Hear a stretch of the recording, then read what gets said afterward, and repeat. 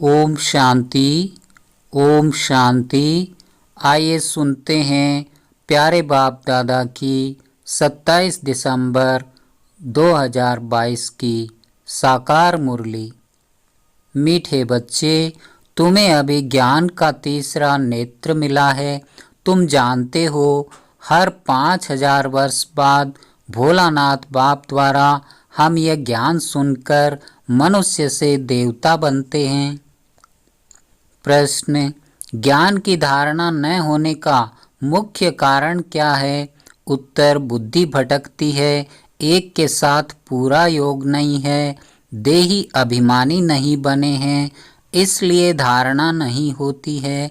बाबा कहते, बच्चे फैमिलियरिटी में नहीं आओ, एक दो के नाम रूप को मत याद करो, एक बाप दूसरा न कोई, यह पाठ पक्का कर लो, दूसरों के पिछाड़ी न पड़ो, बाप से राय लेते रहो, इससे तुम दुख से लिबरेट हो जाएंगे, धारणा भी अच्छी होगी।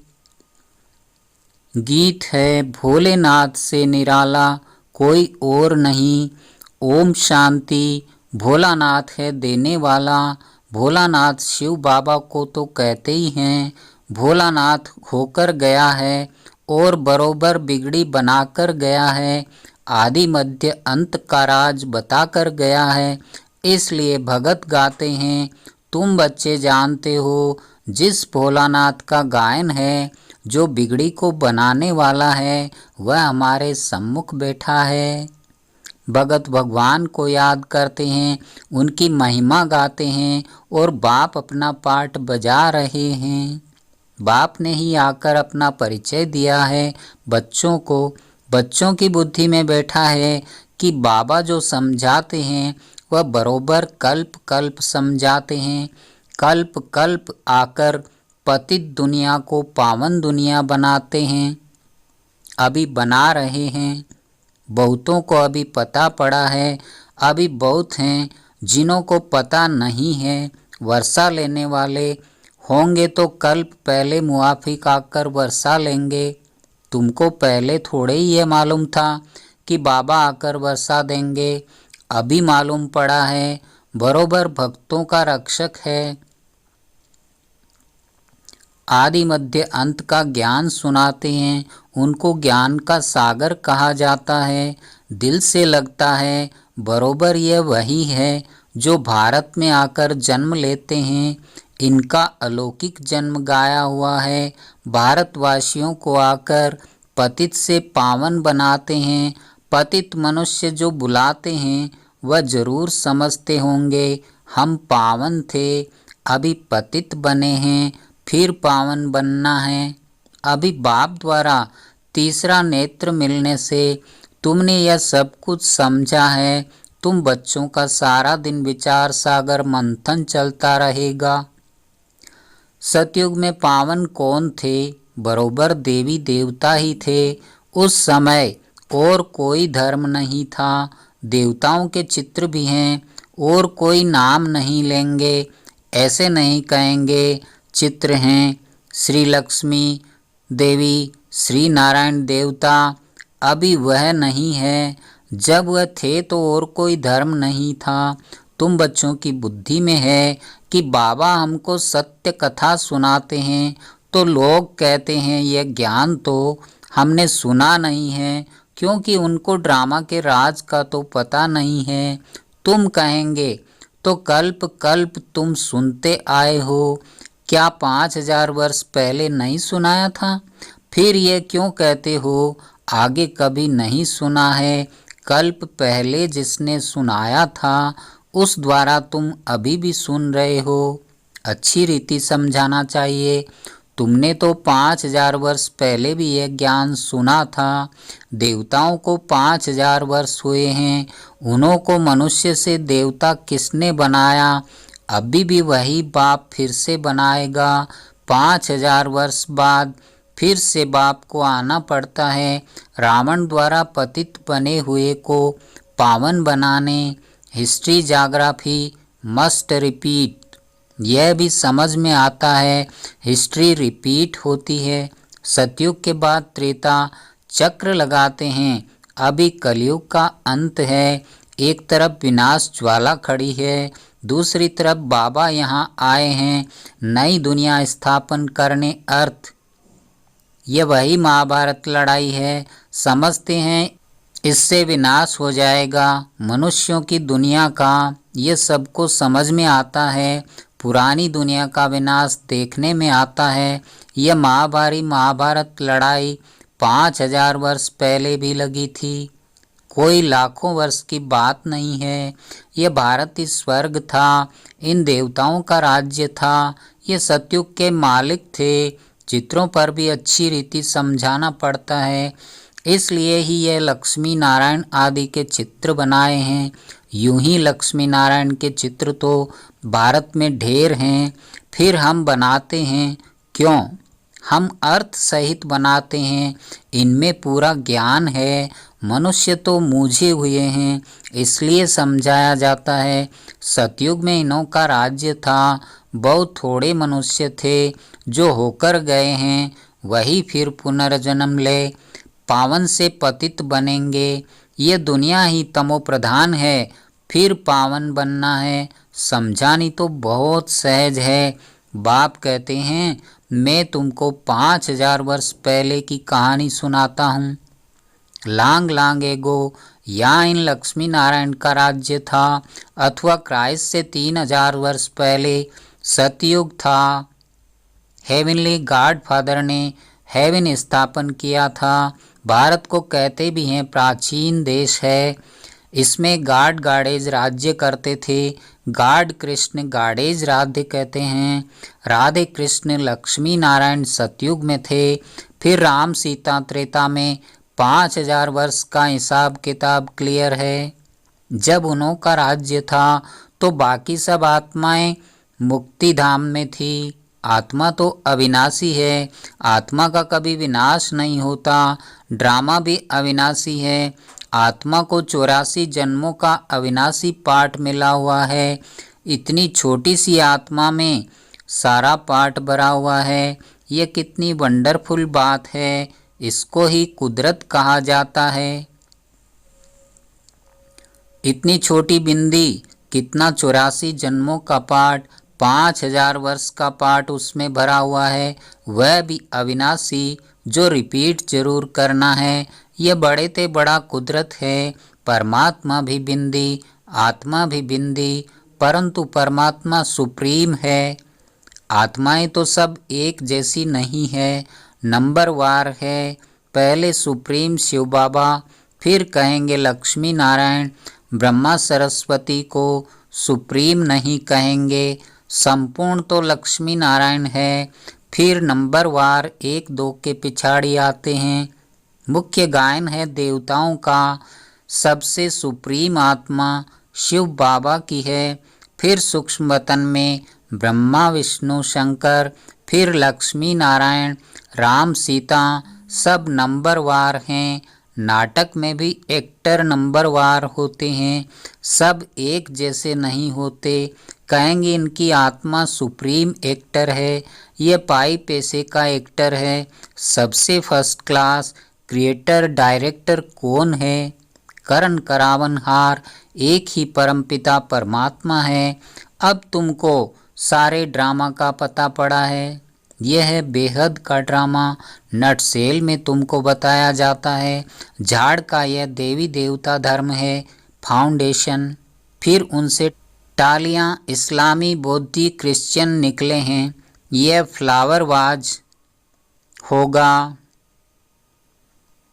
झाड़ शोभता है ना? बाकी एक एक धर्म के पत्ते बैठ गिनती करो तो कितने होंगे। इस्लामी बौद्धि सबके मठ पंथ गिने जाते हैं। शिव भोलानाथ ये ज्ञान सुनाते हैं, बाकी कोई डमरू आदि बजाने की बात नहीं है।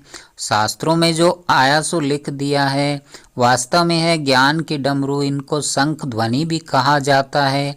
शंख ध्वनि मुख से की जाती है। यह है ज्ञान की मुरली। ड्रामा के आदि मध्य अंत का राज बैठ सुनाते हैं।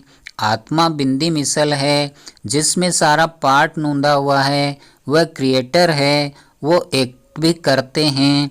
अच्छा पाठ वह लेते हैं, नंबरवार तो होते हैं ना। यह है ही एक बाप क्रिएटर और सब पुनर्जन्म में आने वाले हैं। ये कभी पुनर्जन्म नहीं लेते हैं, इनका अलौकिक जन्म है। तुम जानते हो कैसे आकर प्रवेश किया है। दूसरी आत्माएं भी प्रवेश करती है ना। समझो किसके स्त्री की आत्मा आती है, बोल सकेगी कि मैं सुखी हूँ, बाकी उनके शरीर को बाकी नहीं पहन सकेंगे, क्योंकि शरीर तो दूसरा है ना। भावना है कि यह हमारे स्त्री की आत्मा है, इनको बुलाया गया है। ऐसे बहुतों को बुलाते हैं, अभी तमोगुणी हो गए हैं, इसलिए एक्यूरेट बताते नहीं हैं आत्मा क्या चीज़ है, कैसे आती जाती है। ये ड्रामा में पहले से ही नोंद है। ऐसे नहीं आत्मा निकल कर यहाँ आती है, वह मर जाती है, नहीं। बाप कहते हैं यह मनोकामना पूर्ण करने के लिए साक्षात्कार कराता हूँ। जो ड्रामा में नोंद है सो होता है। सेकंड पास हुआ, ड्रामा में नोंद है। यह बेहद का नाटक है। बाप बिंदी है, बिंदी को भोलानाथ कहते हैं। कितना वंडर है। बाप भी कहते हैं मुझ बिंदी में कितना पाठ है। ये बातें नए कोई की बुद्धि में बैठ न सके, पुरानों में भी कितनों की समझ में नहीं आता है, तो किसको समझाने में मूझते हैं। जैसे रेडियो में कोई बात करने में मूझते हैं। इसमें मुरली बड़ी फुर्ती से चलानी है, वह पढ़कर सुनाते हैं। यह है ओरली। बाबा भी सब कुछ ओरली सुनाते हैं। तुम्हारी बुद्धि में धारण हो रही है। कल पहले भी तुमने धारण कर बहुतों को सुनाया है, फिर वह ज्ञान खत्म हो गया, अब फिर रिपीट होना है। यह ज्ञान कोई साधु संत की बुद्धि में नहीं है। वह परमात्मा को नहीं जानते। वह कह देते हैं आत्मा परमात्मा में मिल जाएगी। मिलेगी फिर कैसे? अभी तुम्हारी आत्मा जानती है कि हमारा बाप आया है, हमको नॉलेज दे रहा है, फिर हम बाबा के साथ घर जाएंगे। यह तुम बच्चों को रूहानी नशा है। यह है तुम्हारा प्रवृत्ति मार्ग। बहुत तुमको कहते हैं कि तुम तो कुमार अथवा कुमारी हो, तुमको विकारों का अनुभव ही नहीं। हम तो विकारी गृहस्थ में रहने वाले हैं, तुम हमको यह ज्ञान कैसे दे सकते हो? हम हैं युगल, हमको बैचलर कैसे समझा सकेगा? हमको तो युगल समझाए तो अनुभवी हो, विकार में गया हुआ हो, वही हमको समझा सकते हैं कि हमने ऐसे जीत पाई। ऐसे ऐसे बाबा के पास पत्र आते हैं। बात तो ठीक है, अब ऐसे अनुभवी से पत्र लिखाना चाहिए जिसने भल शादी की हो परंतु पवित्र हो। कोई को बाल बच्चे थे फिर पवित्र बने हैं। ऐसे ऐसे हमको समझाएं। ज्ञान तो बहुत अच्छा है परंतु कोई तीखा समझाने वाला नहीं है, तो मैं मूझ जाता हूँ। बहुत बातें सामने आती है तो अनुभवी समझाने वाला हो। अब पत्रों द्वारा तो किसको इतना समझा नहीं सकते, सम्मुख आकर मिलें तो बाबा भी समझाए। ऐसे ऐसे बहुत युगल हैं जो अपना अनुभव सुना सकते हैं कि हम ऐसे प्रवृत्ति में रहे, श्रीमत का पूरा पूरा पालन कर रहे हैं, खान पान की भी पूरी परहेज रखते हैं। कोई समझाने वाला ठीक नहीं है तो मूझ पड़ते हैं। सर्विस के लिए बुद्धि चलनी चाहिए, देही अभिमानी भी बनना है। कोई भी फेमिलियरिटी में नहीं आना चाहिए। मेहनत लगती है, माया घड़ी घड़ी फंसा लेती है। कर्मातीत अवस्था अभी हो नहीं सकती। बहुत एक दो के नाम रूप में फंस पड़ते हैं, फिर बाबा को लिखते भी नहीं कि बाबा ये तूफान आते हैं, सच नहीं बताते हैं। बाबा को लिखे तो बाबा युक्ति भी बताए, कोई कोई सच लिखते हैं। शिव बाबा तो सब कुछ जानते हैं, समझाते हैं। अगर ऐसी कोई चलन चली तो धर्मराज द्वारा दंड भोगना पड़ेगा। सारा दिन ख्यालात चलते रहते हैं, सेंटर पर आते हैं, कहते हैं फलानी बहुत अच्छा समझाती है, परंतु अंदर शैतानी भरी पड़ी होगी। यहाँ तो एक के साथ योग चाहिए, बाप के सिवाय दूसरा न कोई। क्यों दूसरे के पीछे पड़े, धारणा नहीं होती है तो जरूर कहाँ बुद्धि भटकती है। फिर राय भी नहीं पूछते हैं, डरते हैं। बाप कहते हैं माम एकम याद करो, इस याद से ही तुम्हारे विकर्म विनाश होंगे, दुख से तुम लिबरेट हो जाएंगे। मुक्ति तो सब मांगते हैं, मुक्त होते हैं दुख से, फिर सुख में आएंगे। जीवन मुक्ति सबके लिए है, परंतु पहले मुक्ति में जाकर फिर जीवन मुक्ति में आना है। अच्छा, मीठे मीठे सिकी लदे बच्चों प्रति माता पिता बाप दादा का याद प्यार और गुड मॉर्निंग। रूहानी बाप की रूहानी बच्चों को नमस्ते।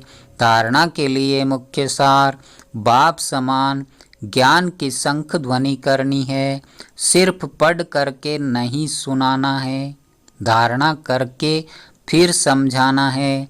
दूसरा नंबर, खान पान की बहुत परहेज रखनी है।